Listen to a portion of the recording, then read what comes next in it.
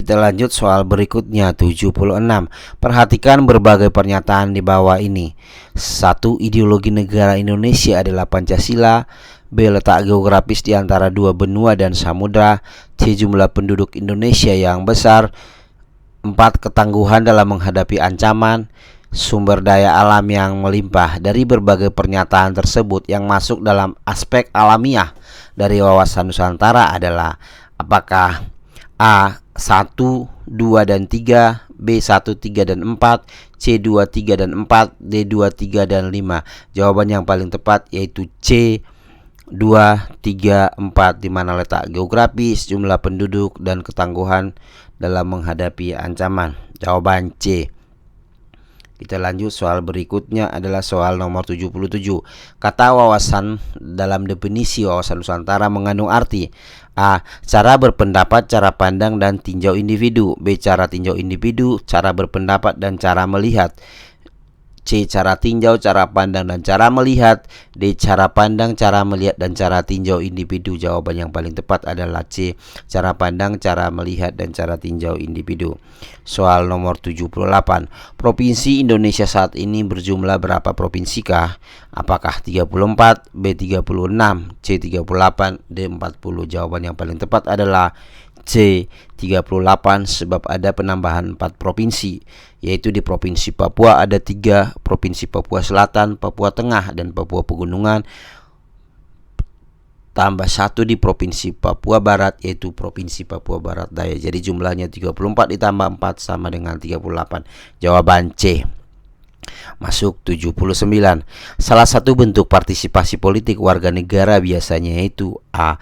Membuat keputusan politik, B. Menegakkan keputusan politik, C. Menjalankan keputusan politik, D. Mempengaruhi keputusan politik. Jawaban yang paling cepat adalah C. Yang tepat, menjalankan keputusan politik. Nomor 80. Undang-Undang Dasar 1945 berfungsi sebagai A. Dasar negara, B. Penentu hak dan kewajiban negara, aparat negara, dan warga negara, C. Hak dan kewajiban warga negara, D. Dasar dari segala undang-undang. Jawaban yang paling tepat adalah B. Penentu hak dan kewajiban negara, aparat negara, dan warga negara. Masuk 81. Bangsa Indonesia penuh keragaman dan kebinekaan dituangkan dalam 4 konsep fungsi wawasan Nusantara. A. 1. Kesatuan politik, ekonomi, sosial, budaya, pertahanan, dan keamanan. B. 1.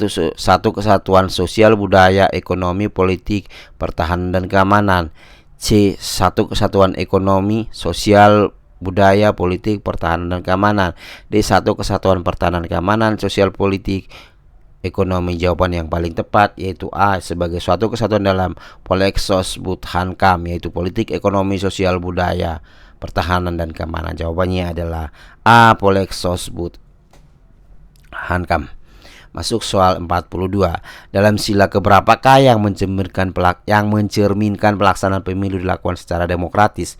Apakah A3, B1, C4, D2? Jawaban yang paling tepat adalah 4, yaitu kerakyatan yang dipimpin oleh hikmat kebijaksanaan dalam permusyawaratan perwakilan sebagai cikal bakal musyawarah mufakat, yaitu demokrasi. Jawaban C. Masuk 83. Pancasila merupakan pedoman bagi masyarakat Indonesia dalam kehidupan sehari-hari karena Pancasila merupakan A. Nilai-nilai luhur masyarakat Indonesia, B. Ideologi bangsa Indonesia, C. Pedoman hidup masyarakat Indonesia, D. Budaya dan ideologi bangsa Indonesia. Jawabannya adalah B. Ideologi bangsa Indonesia. 84. Asas wawasan Nusantara yang menyatakan bahwa kesesuaian pembagian hasil dengan adil jeripaya yang di kegiatan baik perorangan, kelompok maupun daerah adalah A. Kejujuran, B. Keadilan, C. Kerjasama, D. Solidaritas, yaitu pilihan pada B. Keadilan. 85. Melakukan pelarangan terhadap pandangan ekstrim yang menggelisahkan masyarakat dan penerima norma yang baru melalui konsensus merupakan bentuk perwujudan A. Keterbukaan ideologi Pancasila, B. Kemajuan teknologi bangsa, C. Rendahnya peradaban bangsa, D. Ketertinggalan budaya bangsa. Jawabannya adalah A. Keterbukaan ideologi bangsa. 86. Kehidupan berbangsa dan bernegara dalam mewujudkan kemerdekaan dalam sejarah demokrasi di kehidupan sehari-hari masyarakat adalah A. Gotong royong, bekerja sama, C. Kerja bakti, D. Tolong menolong. Jawaban yang paling tepat adalah A. Gotong royong. Masuk ke soal nomor 87. Hal penting menjadi pemimpin adalah A. Menjadi tauladan, B. Memerintah, C. Mengadu domba, D. Sifat melihat bawahan. Jawaban yang paling tepat adalah suatu hal yang perlu dimiliki seorang pemimpin adalah menjadi seorang teladan yang ditiru oleh bawahannya, yaitu A. Masuk soal 88. Dampak negatif dari penggunaan gaya kepemimpinan otoriter pada kehidupan organisasi yakni A. Cepat saat mengambil keputusan, B. Menciptakan situasi saling mencurigai antar anggota dalam organisasi, C. Motivasi dan semangat anggota organisasi yang menjadi rendah, D. Meningkatkan kinerja anggota di organisasi. Jawabannya adalah C. Motivasi dan semangat anggota organisasi yang menjadi rendah. Soal 89. Semua tebing berwarna hijau, sebagian jurang adalah tebing. Jawabannya yang paling tepat adalah semua yang hijau adalah tebing.